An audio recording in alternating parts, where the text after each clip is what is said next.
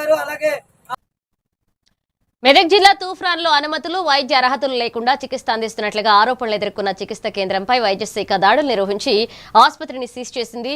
Deputy DMHO doctor Anil Kumar Reddy నేతృత్వంలోని బృందం రికార్డులు మందులను స్వాధీనం చేసుకుని నిర్వాహకురాలిపై చట్టపరమైన చర్యలు ప్రారంభించింది. జిల్లా వ్యాప్తంగా నకిలీ వైద్య కేంద్రాలపై ప్రత్యేక తనిఖీలు కొనసాగుతాయని, ప్రజలు వైద్యుల అర్హతలు ధృవీకరించుకుని మాత్రమే చికిత్స పొందాలని అధికారులు సూచించారు.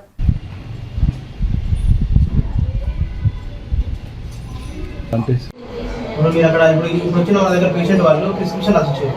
సో అది రాయకూడదు మీరు అంటున్నారు.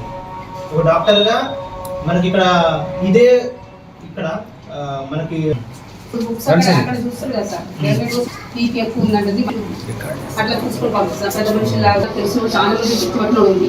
వాళ్ళ దగ్గర బీపీ చూడండి, వాళ్ళకి పైసలు తీసిన ఆశపడకుండానే మీరు కూడా చేసింది కదా, అంత సేవలాగా ఏదో చేస్తాను ఆలోచన మీద బీపీ అది నేను క్లియర్ చూసి పంపిస్తాను.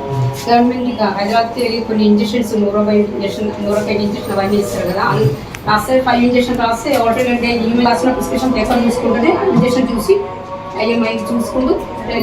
అందరికి నమస్కారము. నేడు తూప్రాన్ ఇక్కడ మండలంలో మనము శ్రీ భవానీ ప్రథమ చికిత్సాలయాన్ని తనిఖీ చేయడం జరిగింది. అలాగే తనిఖీ చేసిన తర్వాత కొంతమంది పేషెంట్లు మీ దగ్గర ట్రీట్మెంట్ తీసుకుంటున్నారు. అలాగే కొన్ని కంప్లైంట్స్ కూడా రావడం జరిగింది. అంటే ఇక్కడ హాస్పిటల్ ఈ భవానీ ప్రథమ చికిత్సాలయంలో అర్హత ఉన్నటువంటి ఎంబీబీఎస్ డాక్టర్ కానీ ఎవరు లేరు. కాబట్టి సో ఆవిడకి కూడా ఎట్లాంటి సర్టిఫికెట్స్ లేవు. కాబట్టి మూలంగా మేము మా పై అధికారి ద్వారా డిఎంహెచ్ఓ గారి